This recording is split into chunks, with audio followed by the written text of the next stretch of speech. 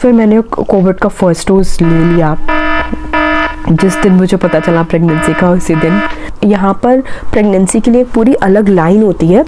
They are not doctors, यहाँ पे तुम्हें खुद से कुछ बताते नहीं है। यहाँ पर तुमसे वो एक्सपेक्ट किया जाता है कि you do your own study. Maternity care, तो वो उस टाइम पे हमें वो केयर प्रोवाइड करती है at our home and take care of mother and new born baby.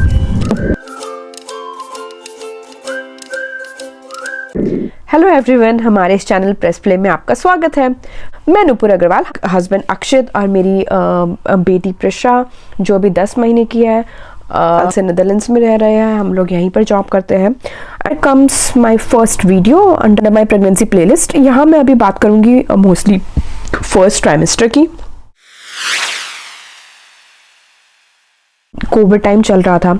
It's about 2021 mid, बहुत पीक पे था कोविड हर जगह। एंड हम लोग बहुत टाइम से इंडिया भी नहीं जा पा रहे थे एंड बहुत ज़्यादा कमी था वैक्सीनेशन अपॉइंटमेंट्स के, स्लॉट्स के। बहुत मुश्किल से मुझे फर्स्ट वैक्सीन का अपॉइंटमेंट मिला था यहाँ पर नीदरलैंड्स में।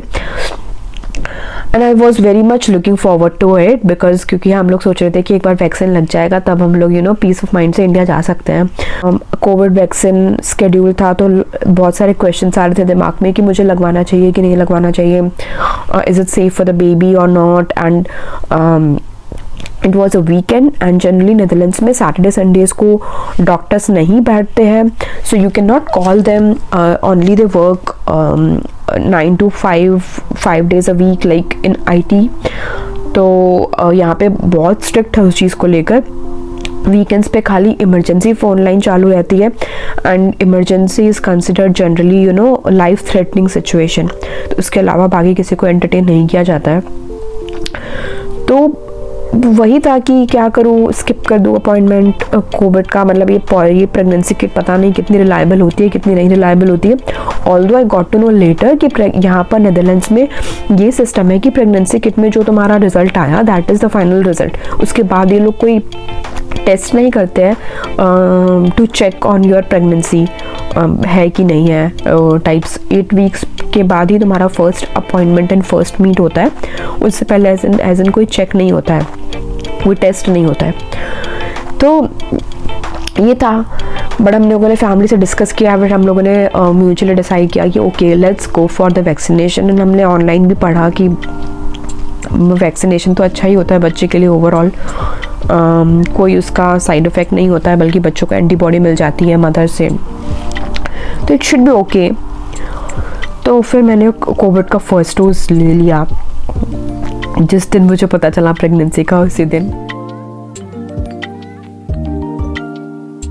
Try to avoid it in your first trimester as much as possible. That was the recommendation that I got from my doctor here. तो उन्होंने सजेस्ट किया वैसे कोई प्रॉब्लम नहीं है। I myself got it on in your first trimester in very initial phase of my pregnancy. I got first dose of COVID. Touch wood, I did not get any side effect or any after effect of that, but still मेरी doctor ने यहाँ पे मुझे recommend किया था कि second dose के लिए wait for it. Generally second dose first dose के 1 month बाद लगती है, तो सेकेंड डोज पे मैंने फर्स्ट ट्राइमेस्टर में ना लेकर थोड़ा वेट कर सेकेंड ट्राइमेस्टर के मिड में मेरे डॉक्टर ने मुझे रिकमेंड किया था, तो मैंने फिर उस अकॉर्डिंग अपनी सेकेंड वैक्सीनेशन लिया था, सेकेंड डोज लिया था। तो जैसे ही हमको पता चला तो हम लोग फिर जैसे वीकडे का फर्स्ट आया लाइक मंडे, हम लोग जीपी के पास गए। तो जीपी इज़ लाइक यहाँ पर जैसे आप शिफ्ट होते हो नीदरलैंड्स में मूव होते हो तो एक आपके एरिया आप जहाँ रहते हो उस पिन कोड के अराउंड कुछ डॉक्टर्स जनरल प्रैक्टिशनर्स होते हैं, कुछ नहीं मतलब 2-3 ऑप्शन से होता है। जनरल प्रैक्टिशनर्स होते हैं, तो आप उनके पास अपने आप को रजिस्टर करते हो and they are like your family doctors. तुम्हें कुछ भी इशू हो, फीवर हो, कोल्ड हो, मसल पेन हो, प्रेगनेंसी हो, कुछ भी इशू हो, सबसे पहले you go to them and they will direct you whether it's really serious, something serious that needs to be recommended to specialist doctor, और they will take care of you. So ऐसे यहाँ पे process होता है। Without GP के recommendation के आप कहीं पे वॉक इन नहीं कर सकते एज एन स्पेशलिस्ट के, लाइक गायनोकोलॉजिस्ट और ऑर्थो, या कहीं पे भी आप ऐसे वॉक इन नहीं कर सकते यहाँ पे। तो फिर हम जीपी के गए, तो जीपी से हमें पता चला कि एक यहाँ पर प्रेगनेंसी के लिए एक पूरी अलग लाइन होती है, they are called midwives. Midwives are like दाइज of India with degrees, they are not doctors, they are not certified. उन्होंने MBBS नहीं किया होता, उन्होंने डॉक्टरी नहीं पढ़ा होता है, उन्होंने डॉक्टर नहीं क्लियर किया होता है, उन्होंने प्रेगनेंसी का एक यहाँ पर कुछ लाइन होता होगा, तो वो लोग वो पढ़कर मिडवाइफ बनते हैं, and they only take care of pregnancies and delivery, nothing. से आपको पता चलता है कि आप प्रेग्नेंट हो तो आप नियर बाई मिडवाइफ के यहाँ जाके रजिस्टर करते हो अपने आप को। तो मिडवाइफ भी यहाँ पर काफ़ी होते हैं तुम्हारे पिन कोड के आसपास, मतलब उनका यही होता है कि प्रेग्नेंट लड़कियों को बहुत ज़्यादा दूर नहीं जाना पड़े अपने ट्रीटमेंट के लिए या फिर अपने चेकअप्स के लिए। थैंकफुली हमारे घर से विदिन अ किलोमीटर ही मिडवाइफ प्रैक्टिसरी है, तो जहाँ पर हमने अपने आप को रजिस्टर किया। तो हर मिडवाइफ प्रैक्टिसरी में कुछ मिडवाइफ्स होती है रजिस्टर्ड, तो ज़रूरी नहीं है कि तुमको हर बार एक ही मिडवाइफ मिले, हर चेकअप्स में या हर डिलीवरी में तुमको सेम मिडवाइफ मिले, तो तुम किसी एक पर्टिकुलर मिडवाइफ को रजिस्टर नहीं करते हो, तुम उस पूरी प्रैक्टिस को रजिस्टर करते हो। फिर तुम्हारे अपॉइंटमेंट्स में, चेकअप्स में जिस अवेलेबिलिटी के अकॉर्डिंग कोई भी उनमें से एक मिडवाइफ तुम्हें मिलती है, and they record everything on computer. तो उनकी कंप्यूटर में फाइल होती है, तो अगर इस बार मुझे एक्स मिडवाइफ मिली है, नेक्स्ट टाइम दूसरी मिली है, तो दूसरी जो आज हमारी जो भी बात हुई होगी, जो भी टेस्ट का कुछ भी डिस्कशन हुआ होगा, वो everything they write in their computer. तो नेक्स्ट टाइम जो आएगी वो she can read from there, क्योंकि लास्ट टाइम ये हुआ था या ये इसके बारे में टॉक हुई थी, एंड जो भी डिलीवरी के टाइम पे होगी उसको पूरा हिस्ट्री पता होगा, पूरा फाइल पता होगा, seeing your conversations in medical history through that file of mine. Difference क्या है यहाँ पर इंडिया से मेडिकल सर्विस सिस्टम में? First of all the major दो बड़े डिफरेंस मुझे जो यहाँ पर फील हुए, पहला ये कि यहाँ पर ऐसा कुछ नहीं है कि कि आप प्रेग्नेंट हो तो यू नीड टू डिसाइड कि आप कौन से बड़े हॉस्पिटल में जा रहे हो, कौन से छोटे हॉस्पिटल में जा रहे हो, कितने का पैकेज ले रहे हो according to your financial budget और फाइनेंशियल स्टेटस, या तुम्हें किस तरह की गाइडेंस मिल रही है, किस तरह का तुम्हें सर्विसेज, मेडिकल सर्विसेज मिल रही है। यहाँ पे ऐसा नहीं है। Irrespective of your financial status, irrespective of your job और योर करंट कंडीशन, यहाँ पे सबको सेम, कोई भी प्रेग्नेंट लेडी है सबको सेम मेडिकल फैसिलिटी मिलेगी। You need to register in your go to your midwife, and midwife will give you the will take care of you for 9 months. तो this is how it works here.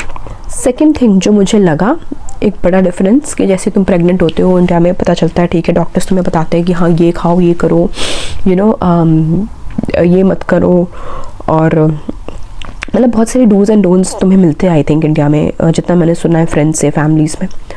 But यहाँ पे ऐसा कुछ नहीं है। यहाँ husband wife दोनों से ऐसे एक्सपेक्टेशंस रखी जाती है कि उन्हें पता है कि क्या है प्रेगनेंसी में, क्या क्या होता है। तुमने गूगल पे अच्छा रिसर्च किया है, लोगों से पता किया है, मतलब you are well aware by yourself, and if you are well aware you will definitely have questions in your mind. तो they expect from us that you are well aware and you put on questions, and तुम जो questions put on करोगे वो उनके पास answers देते हैं, which is kind of Dutch culture also I would say। तो यहाँ पे इस तरह का होता है मेडिकल सिस्टम में भी, हर जगह ही mostly, not only in pregnancy but overall medical system में ऐसे ही चलता है यहाँ पर। इसी अपॉइंटमेंट पे बस एक इसी अपॉइंटमेंट पे ऐसा होता है कि अल्ट्रासाउंड होता है, ऑप्शनल होता है, बाकी टाइम पे मिडवाइफ डिसाइड करती है कि उन्हें अल्ट्रासाउंड करना है कि नहीं करना। इस टाइम पे भी एक अल्ट्रासाउंड होता है, तो क्योंकि 8th वीक तक बोलते हैं कि बच्चे की हार्ट बीट बन गई होती है, तो they can check with the ultrasound. But personally it was an optional ultrasound, but we opted out of it because we did not want so many checkups and so many scans and everything, so हमने मना कर दिया कि ये वाला scan हमें नहीं चाहिए। so हमने वो वाला अल्ट्रासाउंड नहीं करवाया, हार्ट बीट चेक वाला। तो फर्स्ट अपॉइंटमेंट में क्या हुआ, they spoke with us in detail about our personal choice, are we happy about it, and how are we doing emotionally with this news। or questions like that, and also medical details of your family. They really discussed medical history in very much detail, both from my parents and Akshit's parent side. They also explained us about how the medical system works in Netherlands, how delivery pregnancy goes in Netherlands, whole midwife concept. And then because they also know that it's a very new concept for expats mostly. In other countries generally this concept is not there. Then they explained us about health insurance, how does it work for pregnancy, and yeah, what it covers, what it does not. So you can opt according to your choice. They also did my blood test for iron check. So that blood test was done. Then they told us about next test which are scheduled. One is NIPT test, which is done mostly to check Down syndrome. That is also a blood test for checking Down syndromes or other syndromes in baby.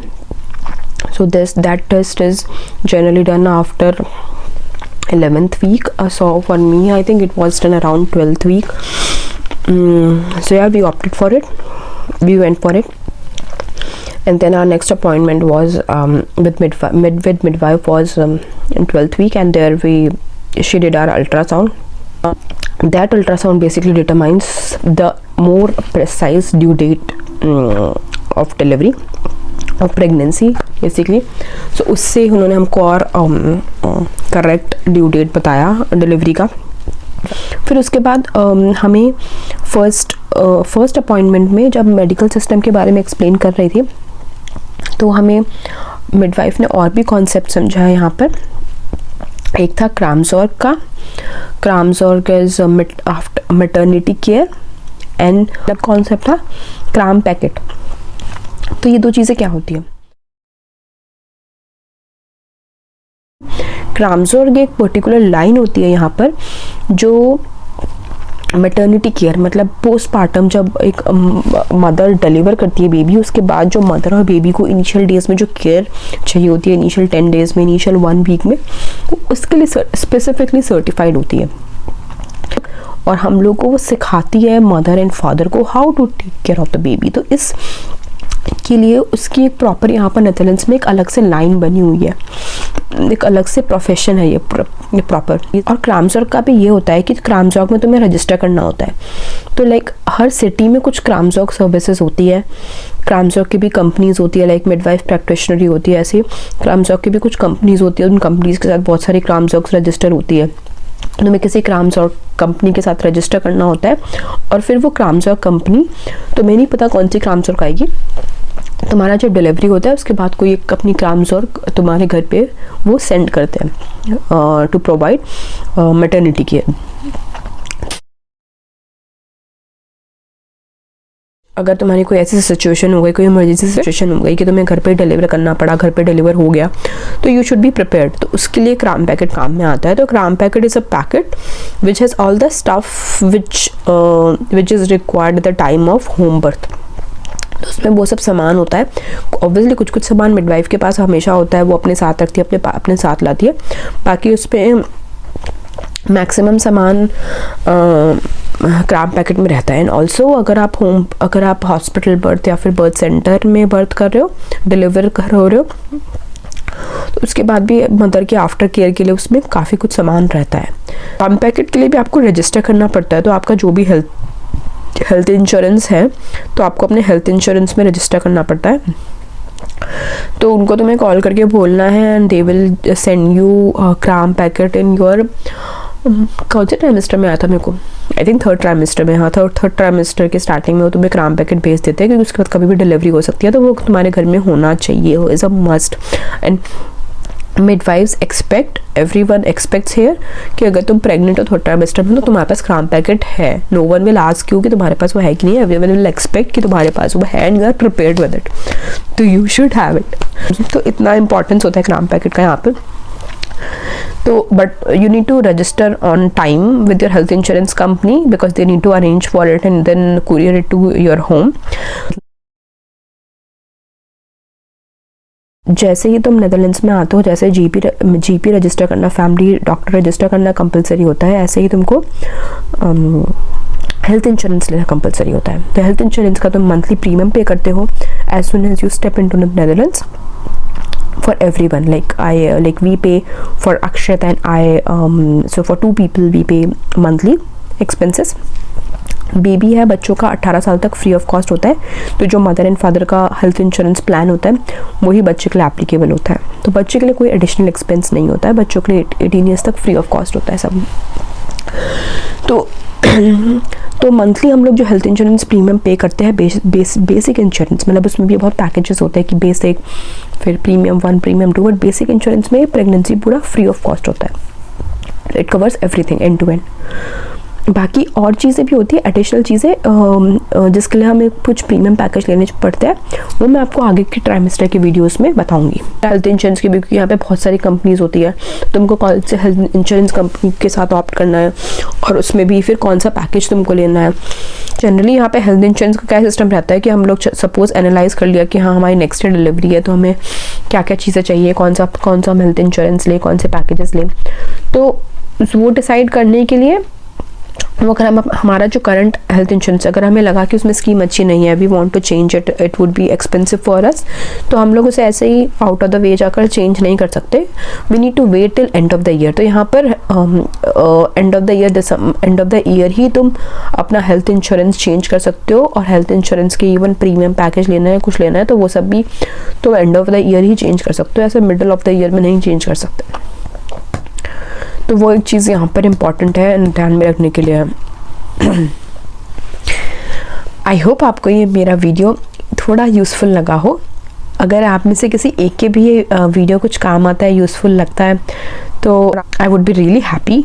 Please अगर आपको बिल्कुल भी थोड़ा भी useful लगा हो और आपको किसी ने हेल्प की, इस वीडियो ने हेल्प किया हो, तो प्लीज़ कमेंट सेक्शन में मुझे बताइएगा। It would really make me happy and it will really make my day.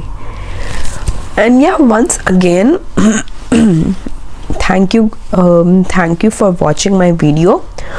अगर आपको पसंद आया हो तो इसे लाइक करना, कमेंट करना, अपने फ्रेंड्स एंड फैमिली के साथ शेयर करना बिल्कुल मत भूलना। एंड अगर आपने मेरे चैनल को सब्सक्राइब नहीं किया है, प्रेस प्ले को, तो अभी जाकर प्लीज़ सब्सक्राइब कीजिए, अभी जाकर सब्सक्राइब कीजिए मेरे चैनल को।